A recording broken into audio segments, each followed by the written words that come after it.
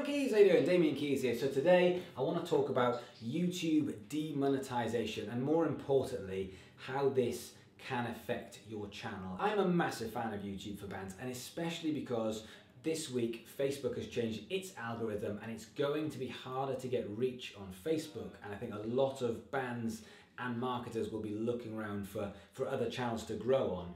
For me personally, YouTube is the most underutilized social media platform when it comes to bands. If you think about what you've got as a band, you've got every tool to basically build an audience via YouTube, because you're visual, because of the audio, because of the emotion, because of the storytelling. There's so many great things that you can do with your band that fit into YouTube, but for me, almost every band I see isn't taking YouTube seriously. So there's a thing called the partnership program with YouTube, and effectively this is how you sign up to YouTube and become an affiliate in order to monetize your channel. If you have monetized your channel, it basically signs you up to a partnership program. That means you can just put a video live, monetize it, and people will click on it and you will instantly start to receive money from that. So YouTube are changing things. At the moment, out of the 100% of people that use YouTube, apparently 15% have over 1,000 subscribers. So what is happening now is YouTube are only going to allow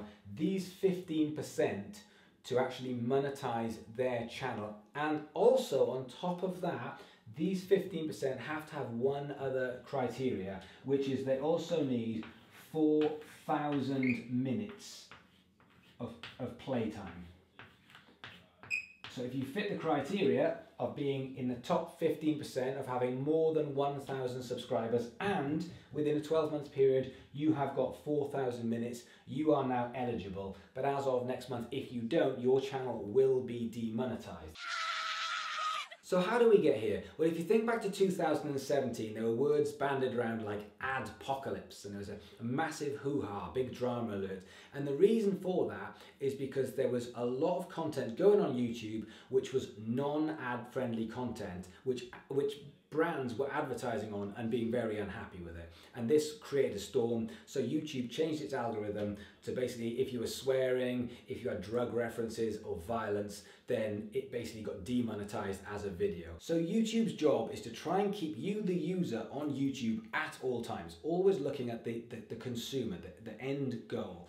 And in doing this, what it's trying to do is it's trying to reward people who take YouTube seriously, because there are a lot of people who spend a massive proportion of their life creating for YouTube, and it wants to look after those people, because in doing so, that will look after you, the user, because you'll have better quality of things to watch. However, this is a problem for a lot of you guys watching, a lot of bands and creatives who don't fit into the 15%. You're in the 85%, which means you can't monetize your channel.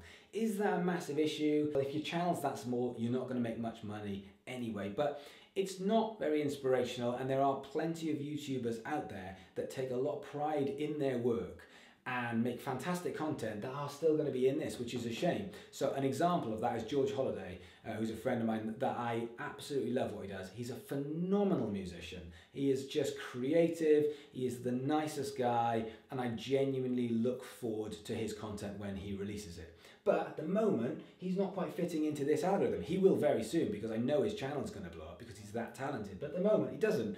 Does it matter to him? Probably not, but it's just not as inspirational as being looked after. This is what I want you to do. I think YouTube is a fantastic platform for creatives and bands, and I don't think bands are utilizing it properly. And I want to see a lot more bands jumping from the 85% to the 15% so that you can monetize should you want to. Not for the money, but because I think it's very important that bands should be on YouTube, and I don't think they should be using it as just a library to put videos. I think this is an amazing platform to build a community, to look after an audience, to actually be creative and do the things that you love to do, tell your story, and actually get to a point where you are growing and building amongst an audience and community that take you seriously, like the YouTube community, because this shows that YouTube take YouTube seriously and they are trying to look after really good creators. Thanks for watching, guys. I would like you to like and subscribe, and more importantly, go and check out George's stuff, because he's an absolute monster musician and a total legend. I'll see you guys tomorrow.